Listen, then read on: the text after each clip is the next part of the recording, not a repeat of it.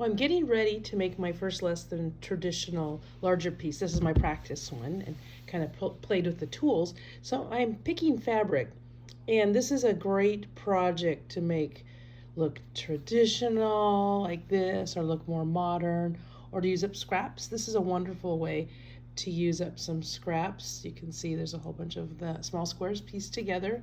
So the back, just the way this one was assembled, has all of the one color, and up here it's like a color to highlight it. This is my practice one, and I just chose 2 Christmas fabrics for that one. I had them on my table and they were easy, and I alternated the way I laid out the fabric, so that's how it came out.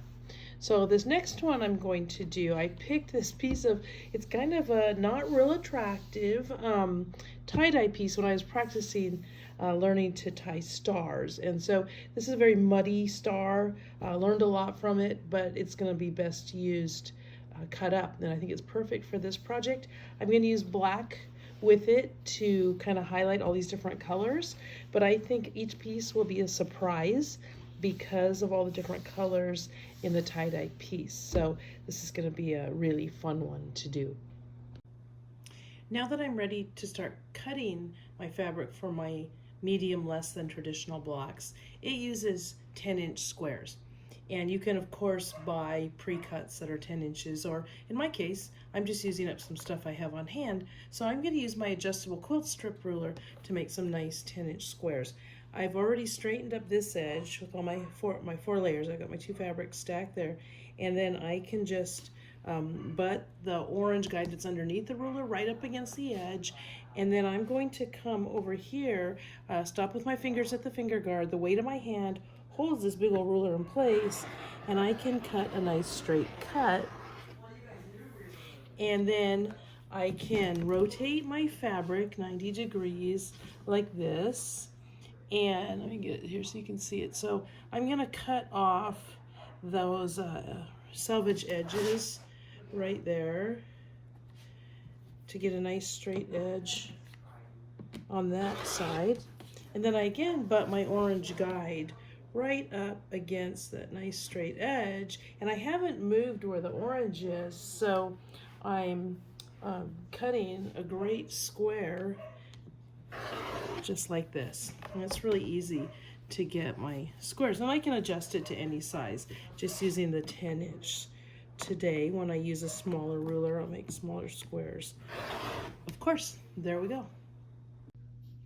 For my less than traditional blocks, I'll be using Thermor batting. This is what was recommended by Charlie. It was her favorite kind, and so I'm gonna go ahead and use that. And we're not saying it's the only kind that works, but tried and tested by Charlie, and she knew what she was doing. So the nice thing about it is super thin, but it holds together. I've used some really thin battings that just want to tear apart, and this one holds really well, and it's going to give just enough body to make the circles stay nice and round. So we do have this for sale on our website as well. Thermor batting by the Hobbs Company. To cut my Thermor batting, I'm still using my adjustable quilt strip ruler, still set at 10 inches because I need 10-inch squares of the batting just like I did the fabric. So I just opened it enough so that I could get it out of the package, and then I'm cutting 10-inch strips of it, and then I'll open up those strips and cross cut them into 10-inch squares just like I did the fabric. I'm continuing on with my less than traditional medium blocks, and I've cut a stack of 10-inch squares of my backing fabric, which for me is black, and my tie-dye colorful feature fabric, and then also 10-inch squares of my batting over here. So I've got those ready to go. And then I take my round template that's included, and I'm going to trace these circles onto my fabric. And as you can see, it doesn't matter what you use to trace it with, it's not gonna show, so you don't have to use something that is going to disappear later because it doesn't matter. Just something that you'll be able to see, because that's going to be a sewing line. So you can see it's really easy to mass produce my blocks, because I can do all these steps for each one at once.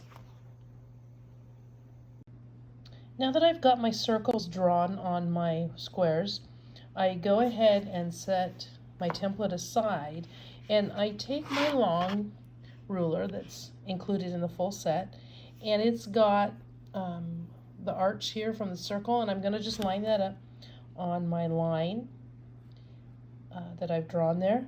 And then you can see right here it says cut along edge of ruler between marks, and that's going to give me the slit in the block to turn my block right side out when I'm ready to do that. So I'm just going to start right here with the line, cut right up and stop, and then I have cut the slit right here that I need. Now I'm going to be taking these and making quilt sandwiches. Now I'll place my batting and my backing fabric on my table like this with my backing fabric face up, the pretty side up. And then I'll place my feature fabric face down. It's hard to tell on this tie-dye fabric because it actually doesn't matter, but if I have a front and a back to the fabric, it's going to be face down. So I've got face down, face up, and then batting. And I am going to pin all my layers together, and then I'm going to stitch around on this circle line. It's hard to see in the video, but it's definitely there. Now that I've got my quilt sandwich ready to go here, I'm going to pin it a few times, make sure it doesn't slip while I'm sewing. And then I'm going to take it over to my machine and stitch along the line that I drew there. For extra strength in your quilt, if you want, you can sew each one of those circle seams twice.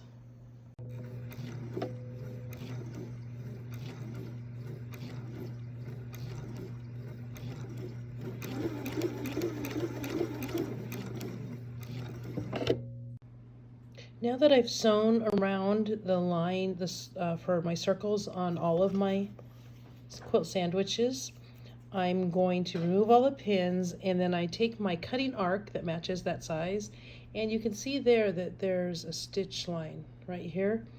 So I go ahead and I lay the stitch line on the line that I just stitched, or on the drawn line, and then it has the 1/4 inch that I need to leave when I trim it right up here, a 1/4 inch above the line.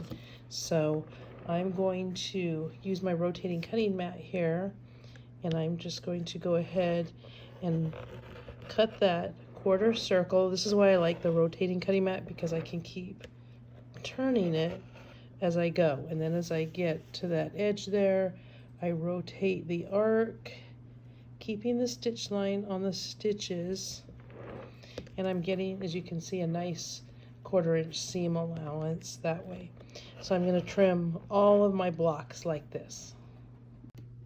Now I'm ready to mark my circles that I've sewn and turned, and I use this square template that I lay on my circle, and in a perfect world the corners will all touch exactly where they're supposed to on the edge of the circle. Once I've got it lined up, I also look to see if I've got it nice and the edge parallel to where my turning slit was, and then I go ahead and I mark that line. That's going to be a stitching line. It doesn't have to be perfect. It's going to disappear, so if I use a pen or a pencil or whatever, it doesn't matter, it'll be underneath. So go ahead and do that with all of your circles. Now that I'm ready to sew my circles together, I pick up 2 of them, and the way I'm doing this one, I have my slits facing out, and I look at those lines I drew, and I put my fingernail right at one on one side and my fingernail right at one on the other side, and I pinch those together, and then I use clips. You could use pins, but I put a clip right there. I do the same over here and clip it, making sure my edges are all perfectly lined up. I put one clip in the middle, and then I do the same down at the bottom edge. Now I take this over to my machine. I do a lock stitch, and I go ahead and sew right across on that line. And then when I am done with that line, I can open it up, and I'm going to have my flaps there ready to go. So now I'm going to go give these a quick press and do the next step. Now I'm getting ready to mark my next seam line, so I use my big rectangular ruler, and right down the middle of it there's a line that's going to go on my seam line between my flaps there. It's a little hard to see on the black here, but I can see down here and up here. I want to put it so it's right at the edge of my point there, and then down here. And then what I'm going to do is just nudge it forward a little bit so that when I actually sew my seam line, I'm going to go right over a little tiny gap there. And I just keep checking to make sure my line is right on the seam, and it looks like it is. So I'm just going to take my pencil and draw my line, making sure I'm getting all the way to the edge again.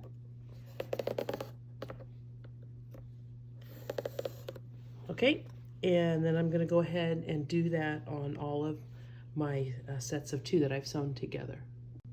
Here's a little close-up of what I mean by just getting it past the point. So right now I've got my ruler so that seam line is again right on the seam between the 2 circles, and then I just nudge my ruler up a little bit past that point, and that's where I'm going to make my mark. Now that I have all my sets marked, I'm going to go ahead and put them together and sew them. And they go together pretty much like the previous sets did. I'm going to put my backing sides together because once I sew them, I want the flaps to turn over like this. So you can kind of check it as you go. So you want to get your points, where your points come together right here, lined up really, really well. And again, I put a clip on there, and then I check over here, and I kind of mark where that line is with one fingernail and the other one over here, and bring my fingernails together, and then I can clip that, and then I put a couple more clips on this edge, lining up those edges really carefully, and then I'll be ready to sew right across. So now I've sewn 4 of my circles together, and I get this fun flower in the middle, which is the look I wanted. You can alternate them too. And it's, I can just do a little bit of stitching around to stitch my flaps down, and it'll be all done. And I could call this good. It could be a table centerpiece or a placemat. I'm gonna add some more to mine, because I've got some more done. And it could be a row for a quilt, or it could be a bed scarf, or a table runner, but it's really fun because I can choose to stop at any time and I have a finished project. I hope you have fun with yours.